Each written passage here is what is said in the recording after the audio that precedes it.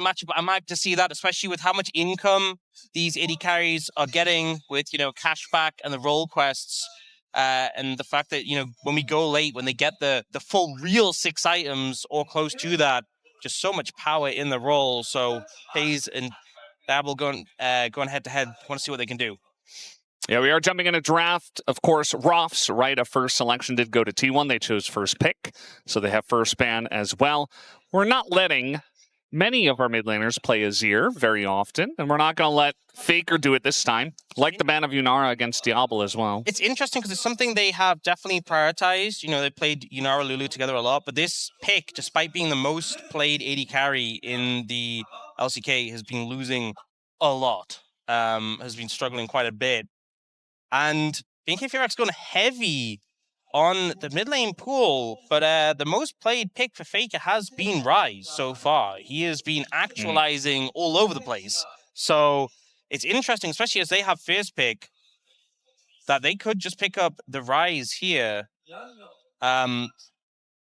And they don't ban the Cassiopeia, which I think is the right move, because if you do, you just telegraph. You just telegraph that you're going to pick Ryze. And they also target ban Vikla. Vikla got that solo kill on Chovy's Azir with Akali, who does do well in the Akali versus Azir matchup. Also going to ban Karya's Bard.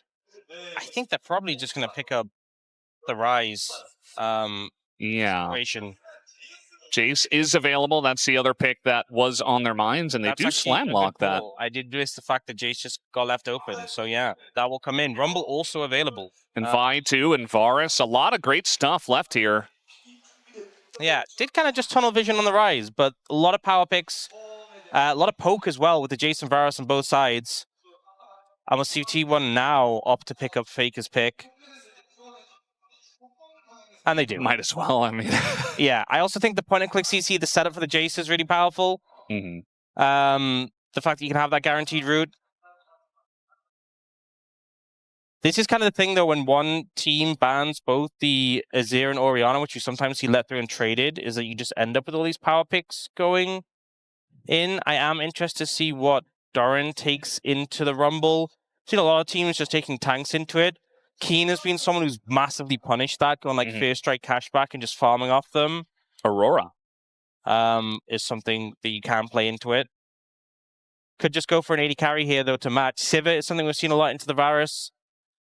But actually, it's like we're getting Jace top. Wow, how strange. Yeah, so a big switch up here.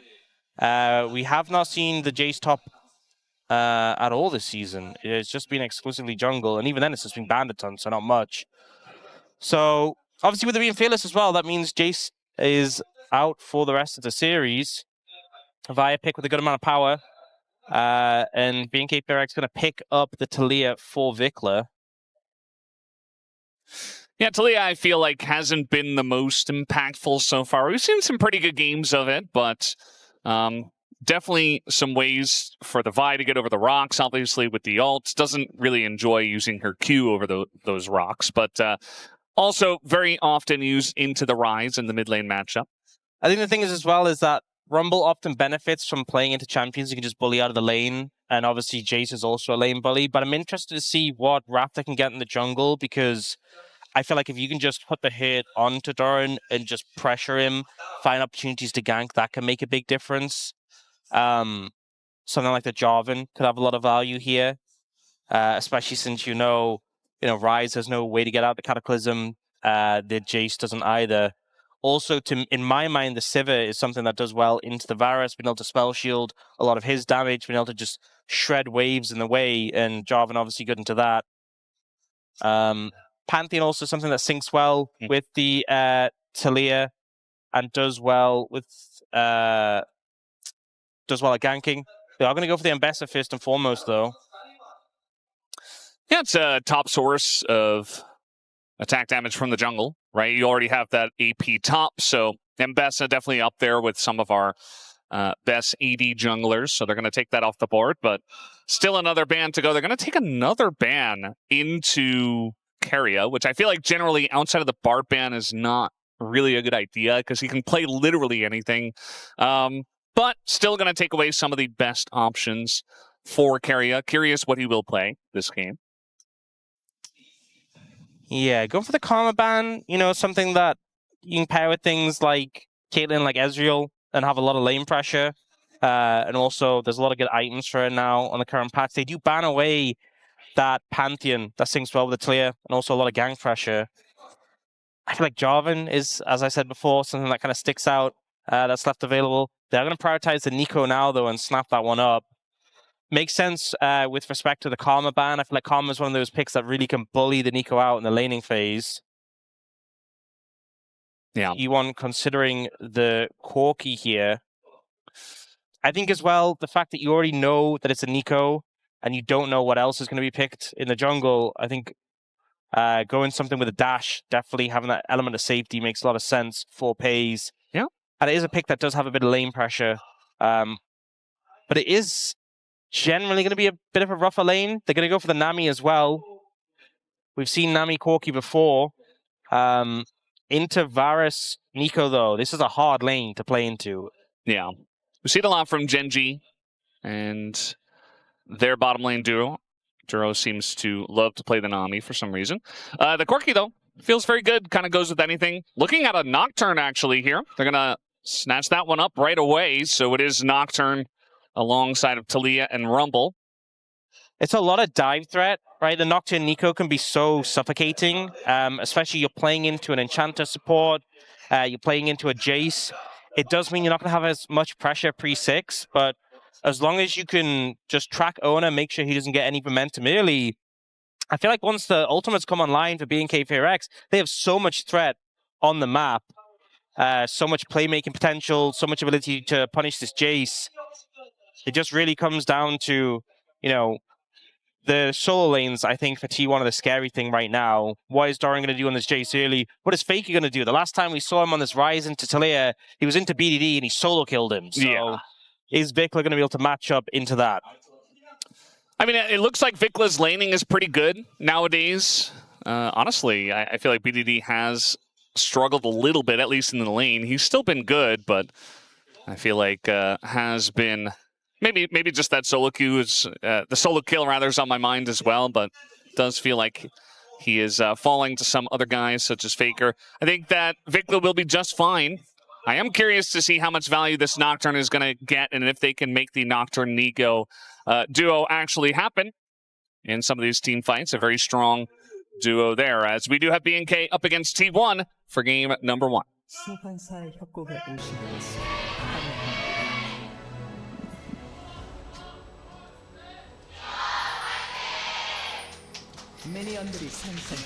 Game 1, match 19.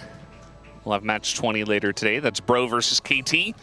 And then we move into Super Week, which is best of 5s, 1 per day, evenly matched teams. It's going to be a lot of fun next week.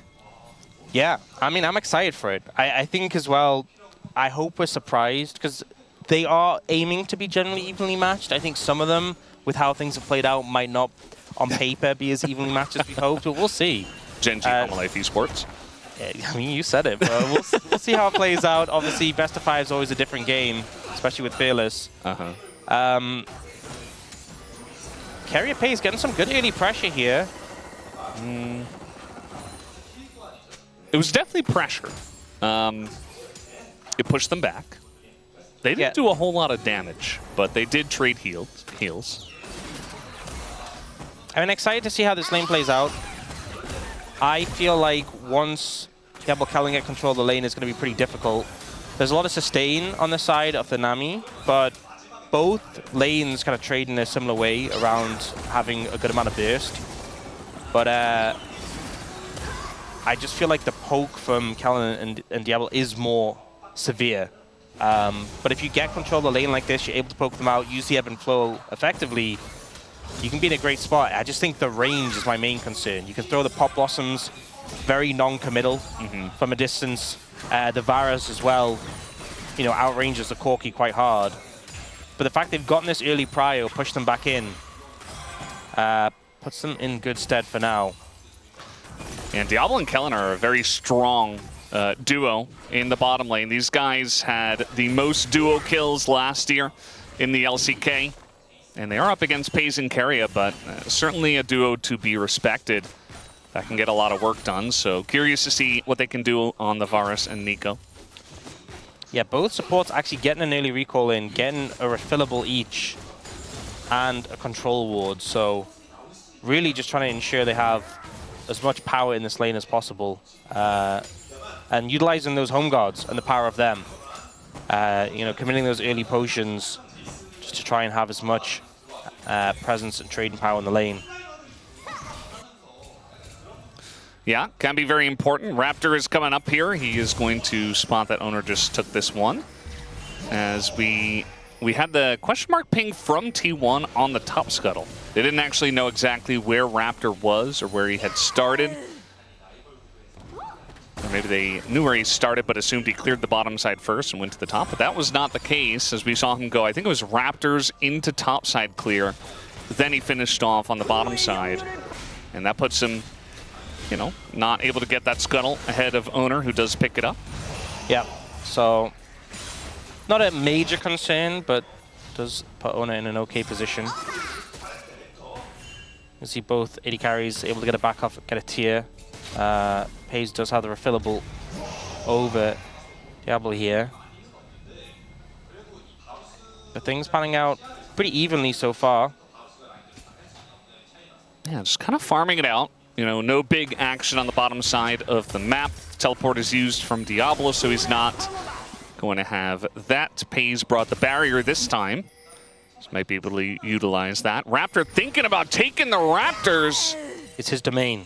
This is what this guy does. He just can't help himself with the Raptors. Needs to get in there and is willing to take the 1v1 versus Owner. Did not quite have his Q available, but now he's going to go in, gets a spell shielded. As I think Owner did smite away the big one. Owner got the smite on the big one. This does mean, however, Raptor's free to take the Scuttle Crab uncontested. Carrier getting some great trades in here with the ebb and flow hitting 2 targets. Looks like the heal is up once again, which means it's time to trade. It's time to get aggro.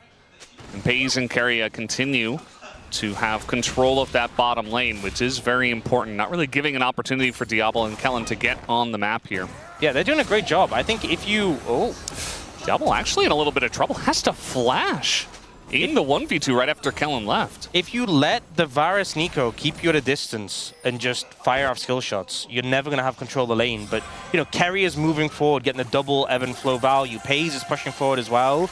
And it's not a traditional way you play out the lane, right? They're kind of going in one at a time, but it's working out really effectively because they're baiting out the skills, and then they know that when they get up close and personal, they actually end up winning out. They have more auto damage than, you know, a poke Varus, who just doesn't really have that much threat, that much sustained auto attack damage compared to a Corki or even just a Nami with the ebb and flow. Yeah, absolutely. So Diablo now down his flash. We do have Mountain Drake first. We also have Owner slightly ahead. I think he's, you know, about 1 camp ahead, and he is ahead on XP, although Raptor did just finish that camp off and has caught up, so totally fine. Should be hitting level 6 around the same time.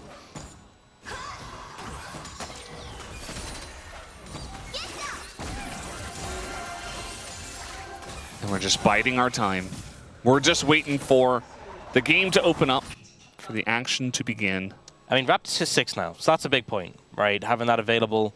And I feel like we often talk about with Nocturne, that first ult, how much value you get, especially as he'll go Ultimate Hunter, and getting that early stack is always just a lot of value. See the double root come in. It does look like they want to go for a bot dive here. Raptor is ready to go. The wall is as well from Vikla. And there's the wall. They're going to be split up a little bit. We'll see which target they do decide to go on, as the answer is kind of nobody. They just kind of wait around. There is first blood, but also a kill goes to Paze. And so, yes, they do get the kill. They get the Ultimate Hunter stack. But now T1 is on the chase. They have this Vi ult as well. They're going in onto Diablo. Tons of damage does go into Owner, but it is traded out as flash over the wall, and Paze collects a 2nd kill. And is feeling pretty good about his Corki pick here. I think the initial play, BNK FEARX, were like, okay, 1 for 1, we can take it. They did get the Realm Warp over, but T1 are like, no, we're not letting you get away with that one. Chase them down and end up getting 2 more on the exit. Baker gets a Decent trade there. And the health from Carrier, so really getting a good trade. That Realm Warp, you know, when Owner and Faker turn up, immediately BNK FEARX were like, okay, we need to get out. Yeah. A pretty telegraphed dive, you know, we all saw it coming, both teams saw it coming. And the fact that you get both jungle and mid in to make the counterplay ends up very favorably, and the gold going exactly where you'd want it. You can see both of them moving over. The warning thing even comes out. They try and make it quick, but the bubble's great to buy time. And they're kind of just saying, okay, we trade kills, we get out. Kellen, unfortunately, actually takes aggro right at the end, so he's very low.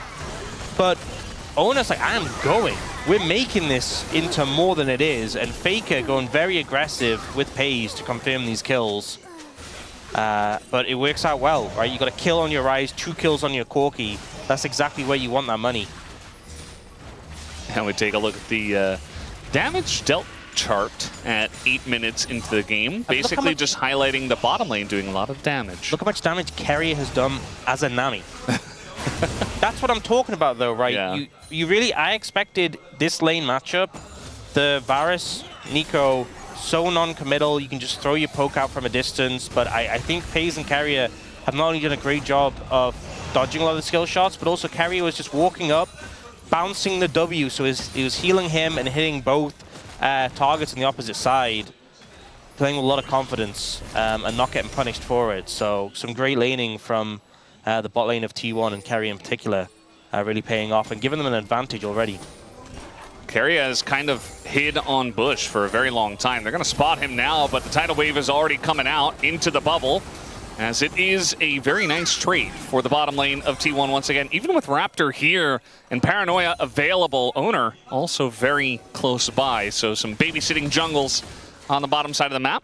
That is what we often see. Yeah, I think Carrier does need to be a little careful from this point onwards, just because with no flash into a Varus, into a Nocturne, and a Nico approaching level 6, those ultimates can just instantly cause your death. But he's still playing with a lot of confidence, so for the time being, happy just to trade those, but definitely a scary composition on the other side of the rift that can immediately punish any squishy champions, of which there are a good amount on the side of T1. Yeah, pretty much everybody. I mean, Ryze and Vi. Right, yeah, those two are the tanks in your team, and they're bruisers, right?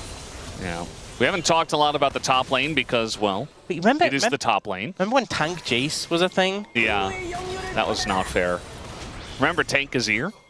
Oh, man. It's just all these champs that are really good and do a lot of damage, but also are tanky with the right builds. So now they're thinking about clearing out vision. Not thinking about fighting. Absolutely not. Not a good idea. But T1 just enjoying about 1,000 gold lead and kind of just waiting by, you know. They have an actualizer in their dreams, and they're trying to actualize it. Yeah, I don't think they're really in a rush in this game. I mean, the fights at any point, I feel, are going to be a little bit scary, spooky, right, into a Nocturne Nico. But I think that comp really holds up well into the later stages. Just that concern of you are a bit squishy. There is a lot of one-shot potential.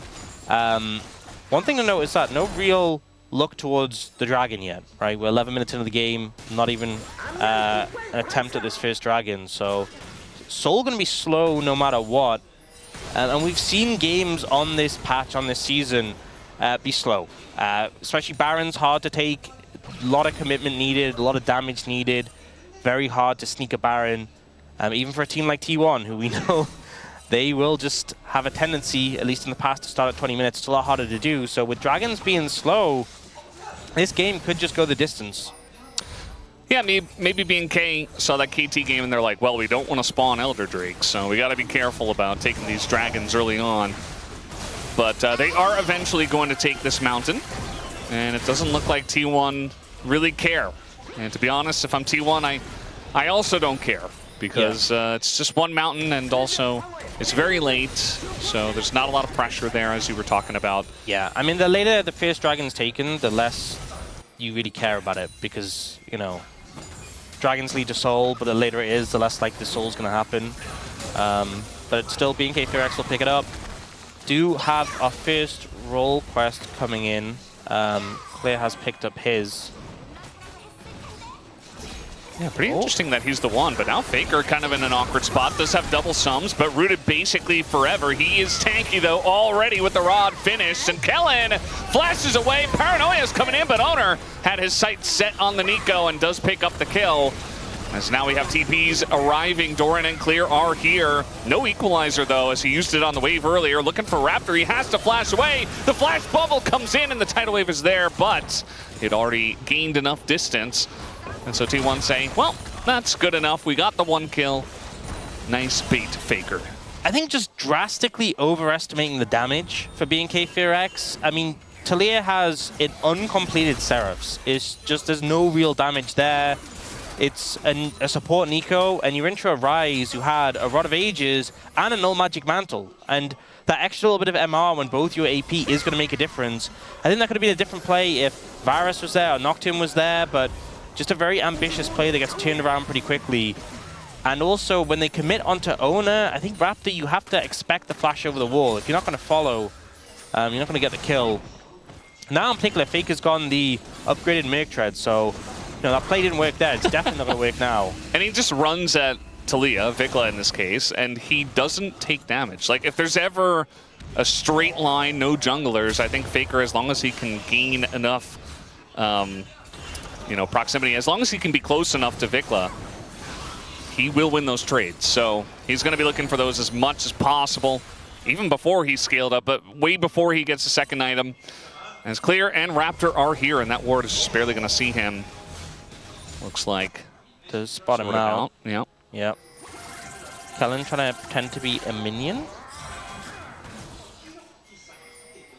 I always like looking to see how fast they figure it out. Wait, but he he autoed the minion and then he had the proc from his support item. So he's just like, why did this minion just one-shot this other minion? It's the new season. It's a new change. New feature. Wow, this team who's behind gets like a support item minion. This minion is so buff. We need to take it down. Yeah. Everyone stand near it. Why is it rising up into the air? Yeah. So this is the damage taken charts, and the majority of it goes over to Raptor. Next up is Faker, who did just get ganked.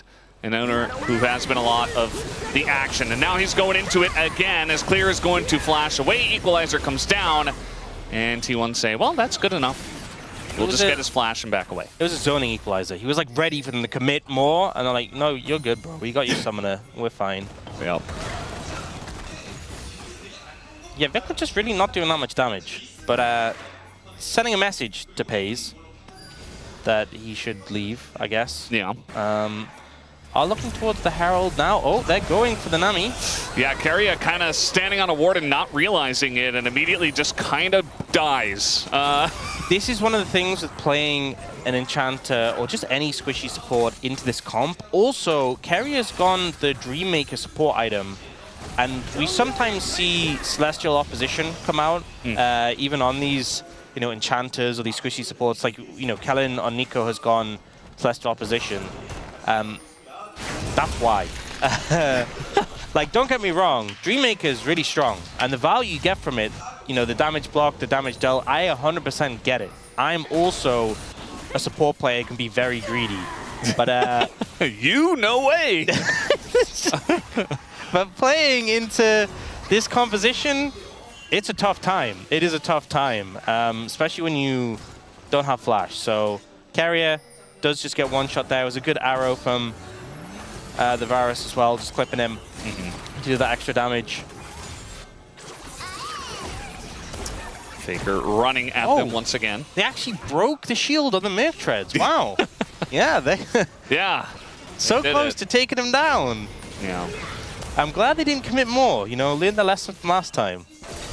Oh, trying to go for the all-in here under the turret. Doran gonna have to flash away. Clear. Probably a little bit shocked by that. Just like, okay. Yeah, not ending up being the most effective. Did get him low, but also got himself low. So not exactly the trade they're looking for. I would watch out. Oh, flash on in. Diablo might be in a bit of trouble here. Does get ulted once again. The Nico finds 3, but he just dies immediately. And now finally the Paranoia comes out and Clear frontlining, but the Nocturne also taking a ton of damage from Pays before he went down to Clear. And so, pretty even trade there in the mid lane, 3 of them going down a piece. I mean, that was just absurd value from the Rumble. I feel like that fight, honestly, was just very winnable for T1. Right, the Varus is just dead. Yes, the Nico ult is big, but the Chains of Corruption into the Rumble ult, and Clear just roasts everyone. And he just picked up Leandri's as well, so he was just melting people. Great time to have the Rumble turn up. A lot of value there. Vic was looking. So Doran flashed in that trade in the top lane, and now he's dead. He's regretting that a little bit. Yeah. Going for that aggressive trade comes back to bite him when he was going for kind of a random walk in the river. You know, we didn't talk much about top lane this game. Rumble has been just very obnoxious, very strong.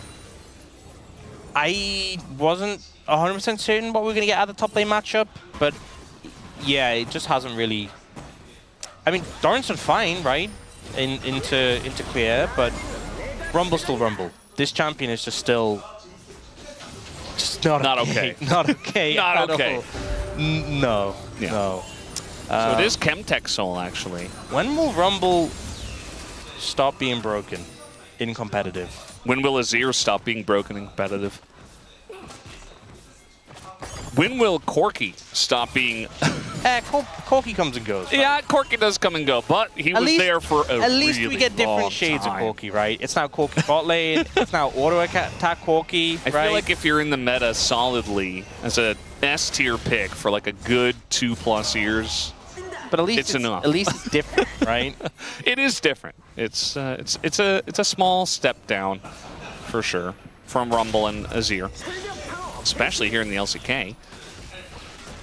So BNK actually finally taking a very slight gold lead. It's basically even, as we can see in the actual gold, but on the graph you can see it peak up there just a little bit. Yeah, I think just so much teamfight power from BNK FEARX. You know, even if they had a deficit going into these big teamfight moments, this is where they get really scary. There's a Chemtech Soul though, and I just don't think that really gives a lot of value to their composition. Sometimes, like, look, I'm not a fan of Chemtech Soul. We've been there a lot of times. There's a lot of times it doesn't give much value, but sometimes I'm like, hey, you have like a Cassante, he likes to get low in HP. Yeah. Kellen kind of forcing an engage here. Will be punished for it, gets slowed up by the tidal wave, and just gets blown up. So, look, saw an opportunity and took it. Even with Chemtech Soul, that's not going to save you there. Yeah, just I'm not sure many of your champions are really going to be sitting around on low HP. Kellen was trying to sit around on low HP, but he ran out of health in that situation. They did get Carrier's flash though, so he's perhaps, I mean, he was already a target, but more of a target now. Perhaps. We'll have to wait and see. Clear out that ward, that pesky ward there on that Phalite.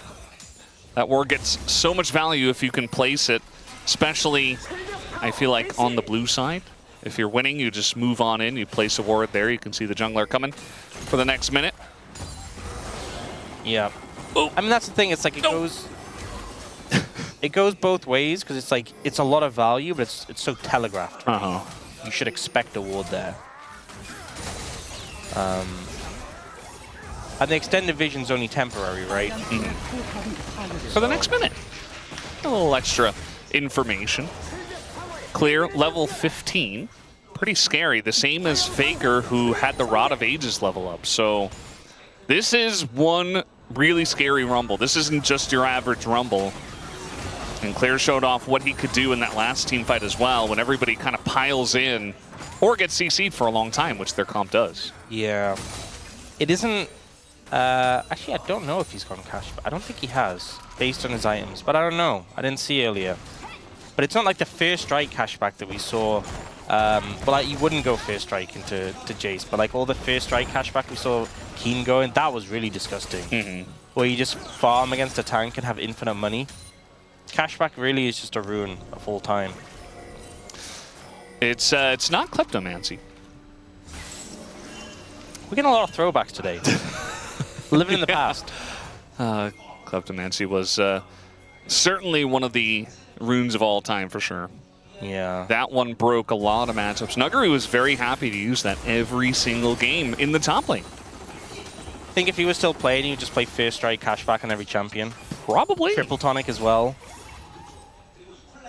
I mean, it makes sense. You know, a lot of your power in this game comes from items and hitting spikes, and as long as you can do it as fast as possible, even if you fall behind. Has the Adaptive Force Triple Tonic Potion. He's waiting for his moment. 30 Adaptive Force, it's a lot. Yeah, Faker used that in the bot play we saw the dive like 16 minutes ago. The saddest is when you pop it and everyone just flashes out immediately. You're like, oh. Yeah, well, they're going to go on in. You talked about targets. Keria is certainly one of them, and he is not long for this world, as nobody's really able to help them out. It's a double kill for Vikla, and now Clear gets onto that backline. Faker just going to TP out. Oh, barely gets away from the chains. And if he gets hit by that, obviously he gets interrupted and rooted. As Vikla looking for more, gets the knockback here on a Doran. I think Doran should be okay, just doesn't want to have to use his flash. And it was getting a little dicey there. You know what? I did talk earlier about Keria against Celestial Opposition. I gotta apologize, because I don't think that would have done anything there. I just don't think there's much you can do when this composition wants to kill you. They are gunning for him. They just don't like to see fish on the rift. They turn him into sushi. Unless you're Fizz. Well, we don't see Fizz very often either. Clear's in a bit of trouble. Oh, but Kellen's here. Trying to punish him. Kellen does come in. There's the flash from Clear, just trying to disengage from this, but pays with red buff on the chase as well. Elects not to go in on it. It's a nice flash pickup. Clear's ult's nearly up again though, and he's level 16 now, so he's strong. Yeah, I just love that they're just like, let's just ult him, let's just take him out. And even with, it's a great bit of CC coming out from Keria, but he's like so dead that like Ona dies with him. Like Keria dies, and then like there's still damage coming to finish off Ona afterwards. It's a nice getaway from Faker there though. But yeah, not a fun game to be playing Nami, is all I'm saying. He's trying, he's doing his best to stay alive, but he's just not long for this world. Yeah, I mean, he saw everything except the Nocturne when he picked Nami. Obviously, the last pick in this case did go over to BNK, as T1, I think the right of first selection, did take first pick. I think it's a difficulty, and it's why this Nico pick's been so effective, because like, if he picked something that was like bulkier and more survivable, lane would have just been miserable. Yeah. And it's like, okay, do you want to lose lane? Then you'll be more survivable after lane, but you'll have lost lane, and you'll probably just get picked anyway. Yeah.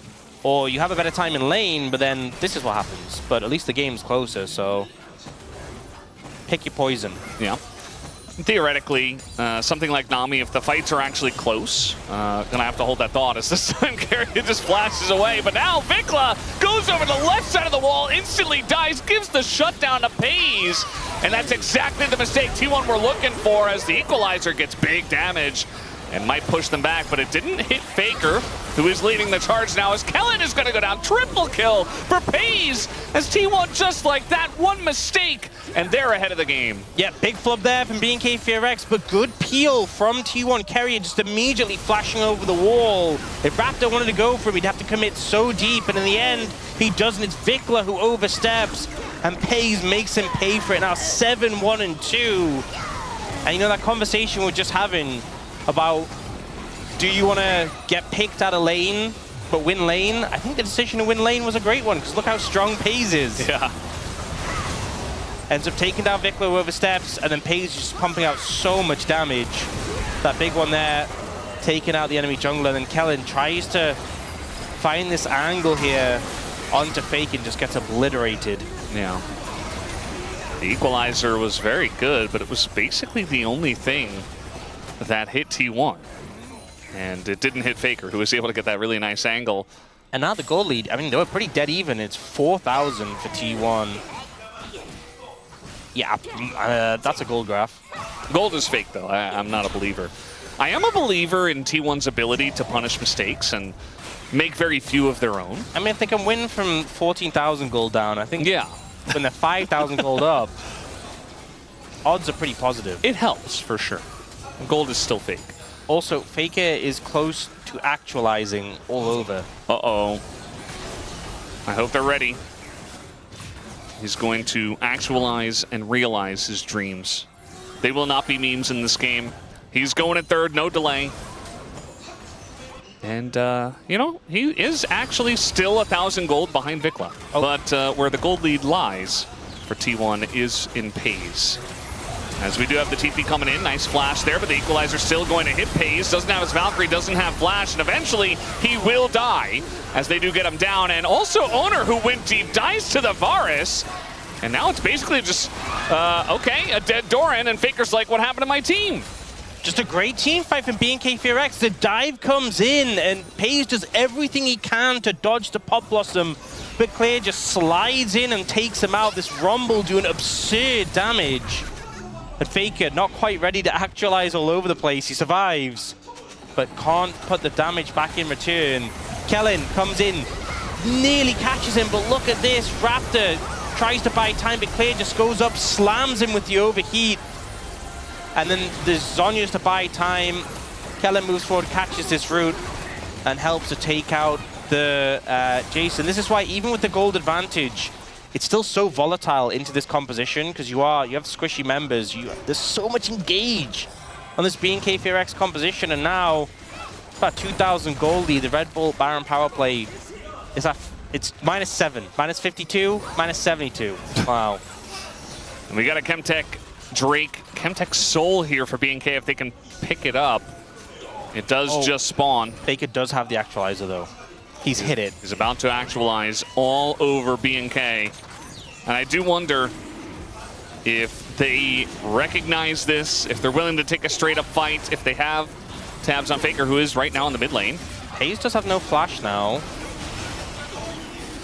Owner taking a bit of damage. They got to be careful. They are collapsing in on an Owner who does not have his flash, has to commit to the play, is so deep in the thick of 4 of them, doesn't get an opportunity to even smite. As Clear might be in a bit of trouble here, going face to face with Faker, who is going to actualize and picks up the shutdown. The chase still on, pays full health, is trying to Valkyrie forward and get even more value out of this play. And T1, they are not done with this one. You see the chase is on. Doran on the bottom side here, going to land a big shock blast as well. They take down Vikla, and it looks like finally BNK get away. They get the Chemtech Soul, which we talked about isn't the biggest value, but it's still a soul, and they will take it as T1 will look to push more. Yeah, not the end of the world for T1 that was taken. And they do manage to take down Clear and get a massive shutdown. I assume, I didn't actually check what his shutdown was, but he was 4-0. Pretty large, I'd say. I mean, they were down in gold, so I don't know. Can't say for sure what the shutdown was, but they did shut him down, at least. We'll see the replay on the fight. Do see a Gage initially onto Owen, and he makes a decision just to end up going in, but Clear ends up getting flanked by Faker on the rise, so he pushes forward. Great bubble here by Carrier. Faker just completely dismantles him, and with those upgraded Merc treads and the bulkiness of the rise, Clear can't do anything. Not the target. Oh, it was 1,000 gold Faker got there. So yes, there was a huge shutdown. My assumption was correct. And then they managed to push forward here. It was a great dodge from FaZe on the seismic shove. So a lot of value picked up there from T1, even if they didn't get the soul. As now we have equalizer here on a Faker, no ghost, no flash, and I think this will be more than enough. As Clear going to retake the top spot there on the damage dealt meter. And he has a full-on death cap. He's had that for a while. Yeah. I honestly think he might be close to Zhonya's at this point. Probably. Faker with the shutdown went back and picked up his own arm guard. So definitely very valuable there. You know that fight they had around mid where he took out FaZe? He's had those items since then. So I think he might just go base after a wave or so and pick up Zhonya's. Yeah, you can see he had the Rabadons for like 4 minutes. So that's my expectation. And then having that status again will be very powerful. Faker has picked up the Seeker's Arm Guard himself. Hayes nearly full build. Going for the Infinity Edge next, I assume, which will put him at 100% crit.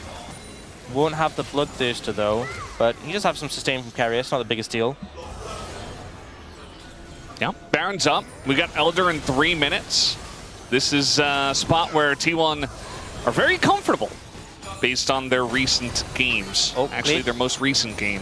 Clear did just TP in, so I assume he bought the Zhonya's. We can't see the items right now. Good assumption, good assumption. FaZe is just kind of... Diablo trying to step up to them, and FaZe says no. They turn out to the Zhonya's, though. That's not going to work, but they're able to front to back in here with Faker in the front, the tank of the team.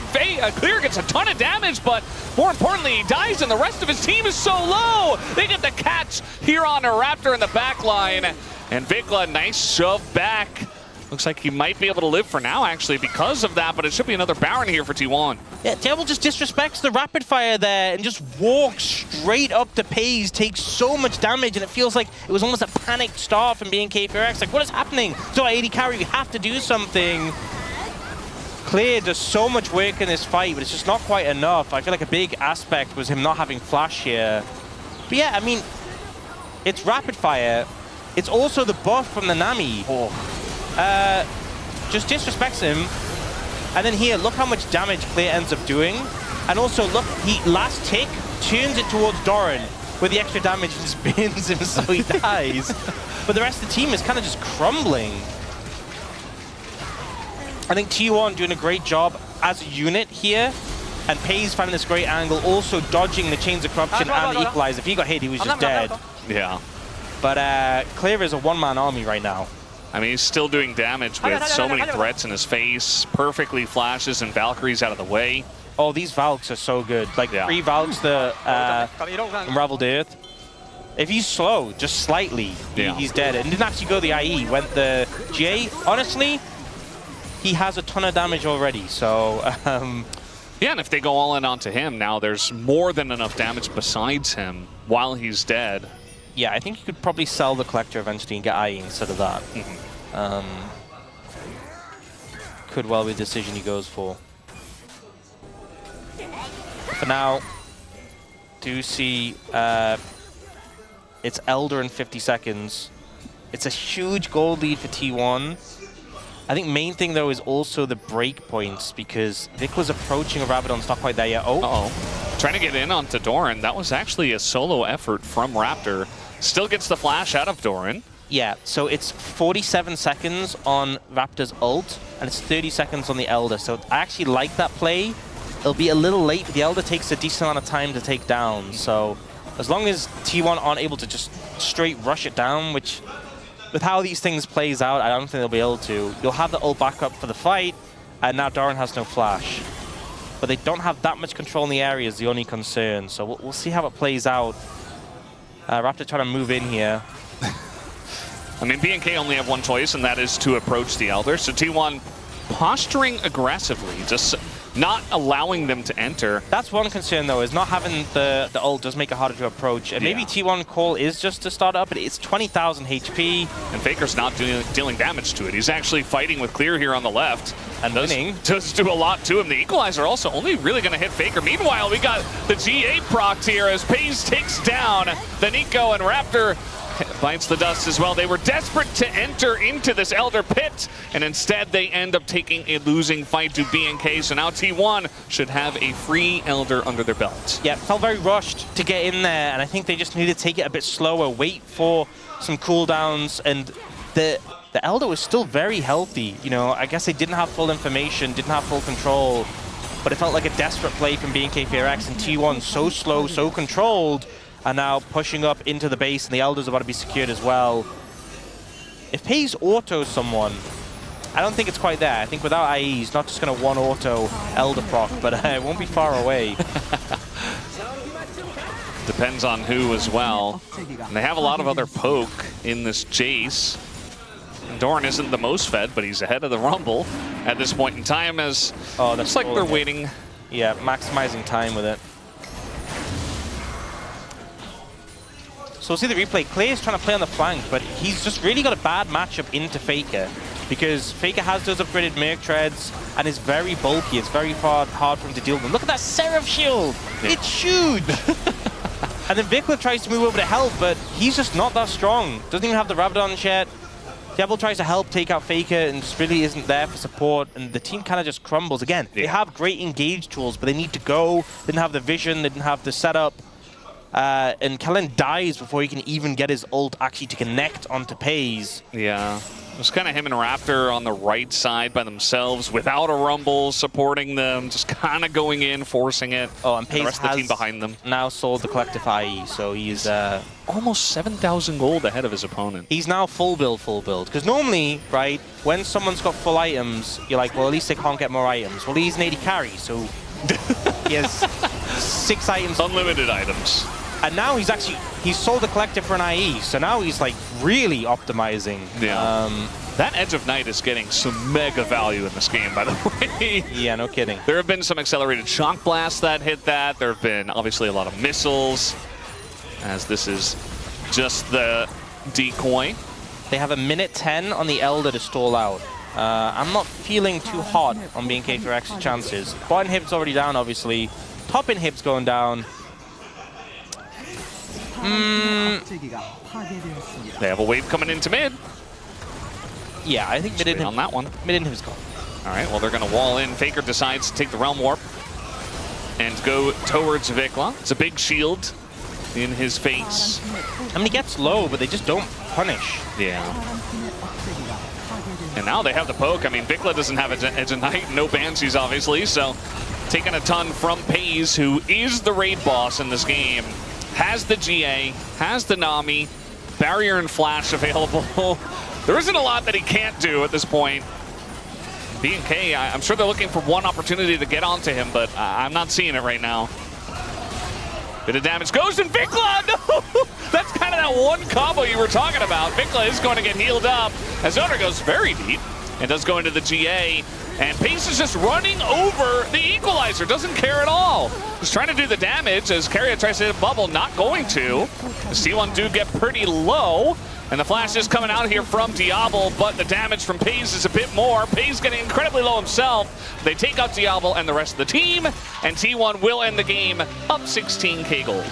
Carrier bought a Seeker's Arm Guard at the end. And just in that final play, Devil like flashed in to kill him and he Seeker's Arm Guard.